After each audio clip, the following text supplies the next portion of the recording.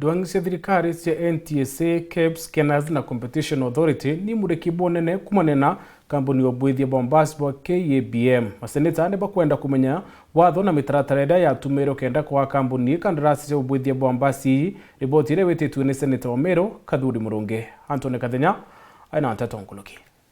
Nkiame akoraithirio thingatiri bwa mawatho ma barabara ni NTSA, nkiame akoraithirio wega bwa inti ya KEBS, nkiame akoraithirio sindani kire biashara tayo Competition Authority of Kenya, liu jithinani nene nyuma ya Seneta wa kaunti ya Meru KATHURI Murungi, kwendekithia nkiama ino kwelithia gitumi, jitikiritie Rwang'I rothondeki bwa matatu irio Kenya Association of Bus Manufacturers, gutuika ati noru, lukalaithirie kithiro matatu irio kuthondekwa, ni ikinyite kiwango, kila gitikiritwe, ontubolea, bobatele kuthithio ni kambuni kiumbe. What informed me to bring up this statement was the number of accidents, because the bodybuilders are not conforming to the standards. That is why when that bus just rose once, the body and the chassis separates, because there is no standard. And that is why if you say you are fearing that these guys will spend more money and then people should continue dying. See you. Why are you protecting criminals who are killing our people? Really, I was really shocked to hear that there are people who can build buses and at the same time have that, to do the inspection yourselves. Bakile bali mbele kamiti ya bunge ya Seneti ya barabara na kamati nkiama ino gwitukira KENAS tayo Kenya Accreditation Service ni bale milo kunenkanira masokyo kiriyo ntububu na kuga mutaratara ojo othingatagirira mawatho maki mandiguru aidha bale mukwelithia kethiro mawatho mama ni metikiritu a Kenya. We are saying is if there is a section of the law we need to amend, we are ready to do an amendment so that independent bodies can do that kind of, like Mr. Mwenda here.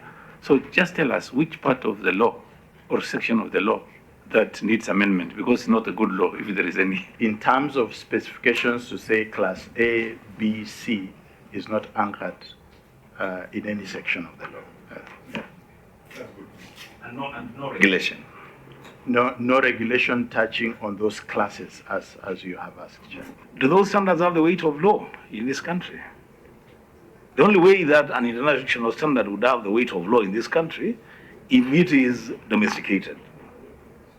So if I tell you now that what you have been doing, if you have been doing this, is completely against any non-legislation, and it's unfair to the people that you have been serving. Kulingana na Maseneta KATHURI Murungi wa Meru, Enock wa Kitui, Mohamed Chuto wa Marsabit na John Kinyo wa Laikipia, Beno Kerinogi maboa Kenya barabarani, kethira thineno ikathi na mbele. Kenyans are on their own because from the CEO, he's saying he's very young in that authority. 6 months. 6 months is past probation in any institution. You are very old. You really notice that what you have done, you are doing is violation of the law because of this unfair competition. So, competition authority, you are not protecting our people. Not in this country. You cannot manufacture a bus and assess it for compliance. That you cannot. You have to choose what you want to do. Do you want to be a manufacturer or you want to be an accreditor? And just decide what you want to do. Nkiama ino mwana CEO wa NTSA ulete kinyere mbele kamiti ino bakia thago ni mwekali twa kamiti ino gucoka mbele kamiti ino kunenkanira masokyo meganu kiri thineno kwa makue. Don't even go ask them to go and sit. We can make decisions that benefit Kenyans from this parliament. And therefore, we should invite all the stakeholders and pluck out type B and C. We can invite other stakeholders also.